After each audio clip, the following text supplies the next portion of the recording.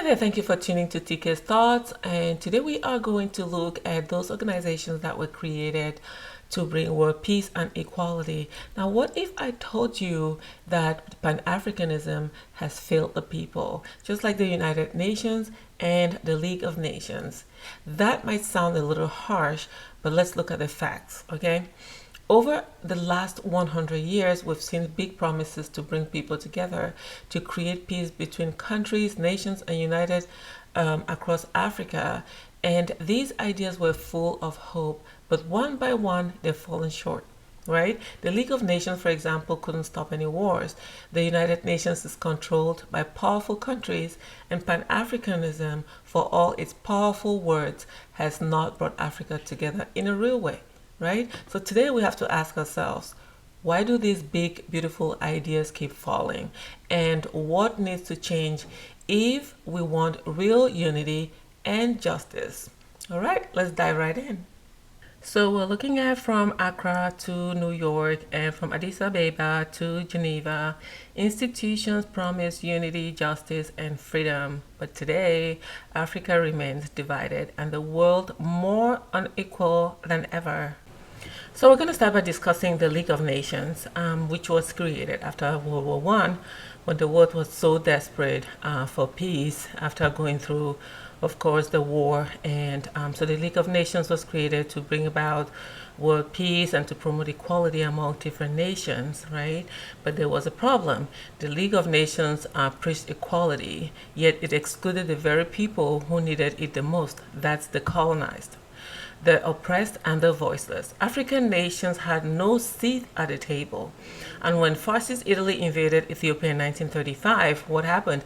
A clear violation of international law, right? They failed to act. The League of Nations that was created to protect the Africans and the colonized failed to act.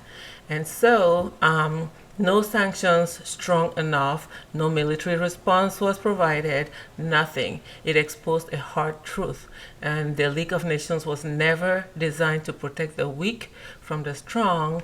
It was a noble vision. It sounded really good on paper, but with no power, no enforcement, and no justice for Africans. It became just that, the League of Nations, a vision. All right, a beautiful idea that collapsed right under the weight of its own hypocrisy. All right, now we're going to go ahead and take a look at this video. It was in 1958 that John Birch, Society founder Robert Birch, accurately predicted how the globalists will attempt to destroy American sovereignty. And in my opinion, the globalists destroy the sovereignty of almost all countries in the universe. That's what they do. Course is to induce the gradual surrender of American sovereignty, piece by piece and step by step, to various international organizations, of which the United Nations is the outstanding but far from the only example. Now, here are the aims for the United States. 1. Greatly expanded government spending for every conceivable means of getting rid of ever larger sums of American money as wastefully as possible. 2. Higher and then much higher taxes. 3. An increasingly unbalanced budget despite the higher taxes. 4. Wild inflation of our currency. 5. Government controls of prices, wages, and materials, supposedly to combat inflation. 6. Greatly increased socialistic controls over every operation of our economy and every activity of our daily lives. This is to be accompanied, naturally and automatically, by a correspondingly huge increase in the size of our bureaucracy and in both the cost and reach of our domestic government. 7. Far more centralization of power in Washington and the practical elimination of our state lines.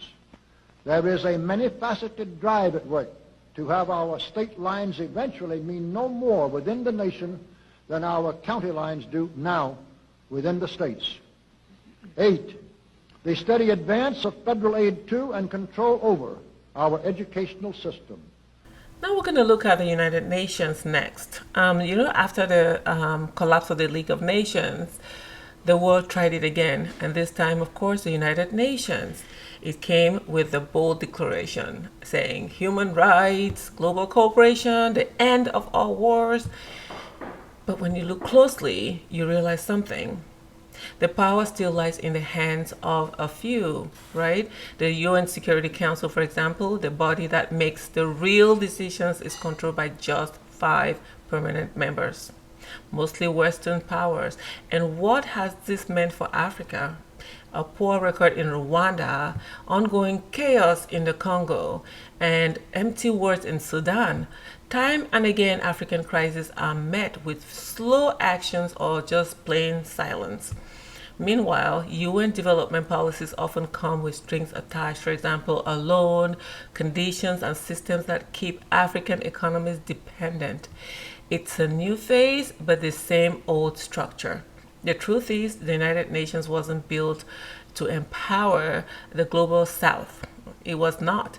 It was built to maintain global order. But whose order is it, right? That's the question we need to ask ourselves.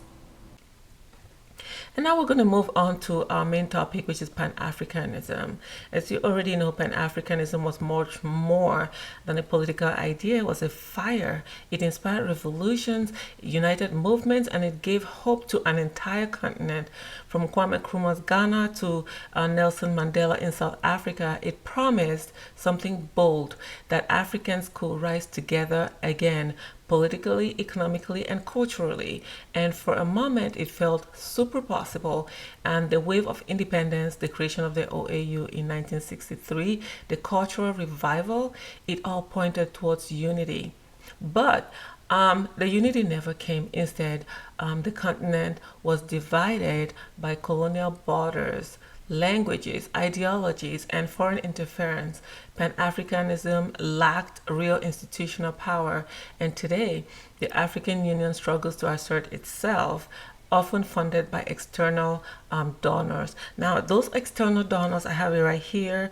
You have the Western governments, and the European Union, Germany, United States.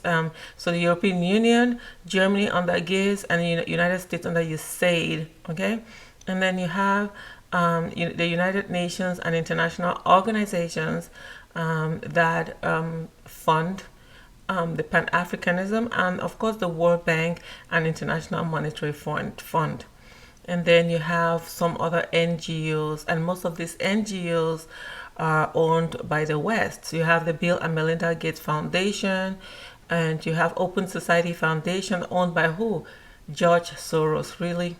And then you have the Ford Foundation, Rockefeller Foundation, Mo Ibrahim Foundation, and then lastly, you have China and emerging global donors. I don't see any one of the donors here from Africa. None. A continent that has so many resources, so many riches, and then you have all these organizations funding Pan-Africanism. Now, who do you think has more of a say in this organization? Who do you think the members will be listening to? The African people, really? And then the African Continental Free Trade Area is kind of a step forward, but progress is very slow. Okay, and I believe it has to do with funding.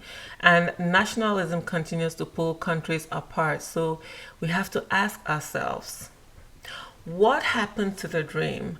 Pan-Africanism gave us a vision, but without the muscle to make it real, it remains just that, a dream deferred. In my opinion, I think that we have to limit our donors. I mean, you can see from all these organizations that donate to the Pan-African movement, you can see why they dominate the African continent, because you build an organization that's for the benefit of Africans, bring African unity, equality, trade, and the donors are from the West. Who do you think is going to dominate the markets in those countries? Now, to truly reclaim Africa's destiny and reduce foreign dominance, in my opinion, we must embrace unity and self-reliance. And I believe that I've heard so many historians say that And so many economists say that 100 times. I don't know when we are going to start listening. Now, Pan-African cooperation is essential. When nations act collectively through the African Union, regional blocs, and trade agreements like AFC, FTA, they gain the power to negotiate on equal terms.